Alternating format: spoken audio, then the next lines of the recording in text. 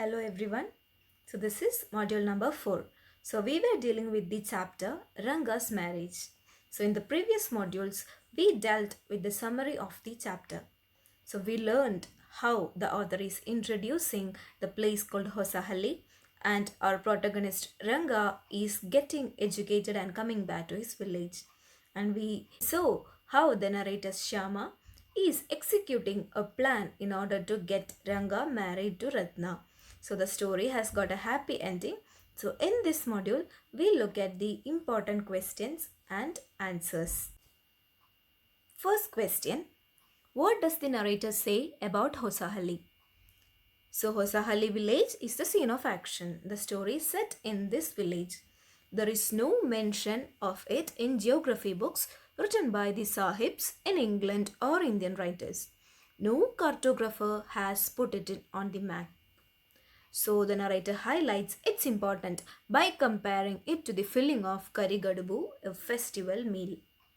So the narrator speaks highly of the village Hosahalli and he loves it a lot, and he speaks about the peculiarity and beauty of this village in the first part of the story. Moving on to the second question. Why does the narrator refer to the black hole of Calcutta? So let us look at the meaning of black hole of Calcutta first.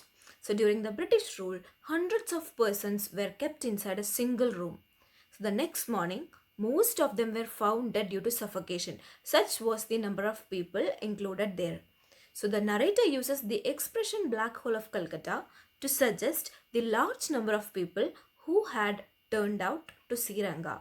So this basically refers to the number of people who is present there. Moving on. What examples did Ranga give to explain the importance of marrying late? So Ranga, being an educated person, had a different opinion about marriage. So Ranga gave two examples. First one is that of an officer. So the officer was about 30 years of age. He married a girl about 25. Ranga hoped that they would be able to talk lovingly to each other. So the second example is that of Dushyanta falling in love with Shakuntala, who was quite mature. So from these two examples, you will learn that Ranga always wanted to marry a girl who is quite mature. So if he did not get such a person, he was ready to be a bachelor throughout his life. Let us look at the next question. What role does the narrator play in the life of Rangappa? So as we know, Shyama is the narrator of the story. He resolves to get Ranga married. He lays a trap for Ranga.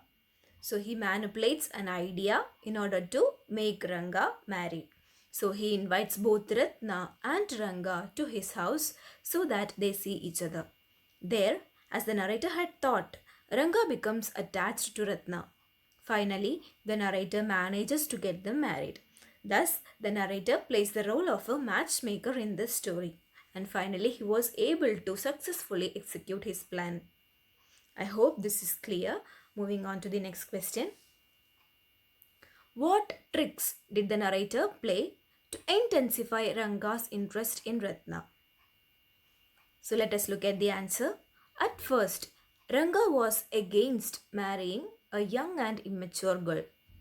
But the narrator played his cards tactfully. He brought Ratna and Ranga face to face. When he noticed that Ranga was attracted to the girl, he lied to him that Ratna had got married recently.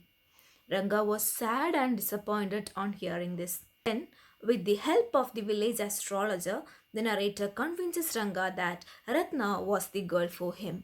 So even the stars predicted the same. Thus, Ranga was convinced and he married Ratna. Moving on. What role does Shastri play in bringing about Ranga and Ratna together? Answer. The narrator sought the help of Shastri in bringing Ranga and Ratna together. He tutored Shastri, the astrologer. He took Ranga to his house. Shastriji read the stars and made calculations. He finally declared that the girl in Ranga's mind has the name of something found in the ocean. It could be Ratna as well. So Ranga was convinced that Even stars wanted that he should marry Ratna. All these were actually plans laid by the narrator Shyama. Finally, he was able to execute it well. Moving on. How did Ranga and Ratna express their gratitude to the narrator? Look at the answer. Several years passed since the marriage of Ranga and Ratna, and they had a 3-year-old son now. So Ranga invited the narrator for dinner at his house on the child's birthday. There, he came to know that the child was named Shyama after him. So this was how the two youngsters, Ranga and Ratna, expressed their gratitude to Shyama, the narrator of this story. I hope these questions and answers are clear. We'll discuss further in the interactive sessions. Thank you all.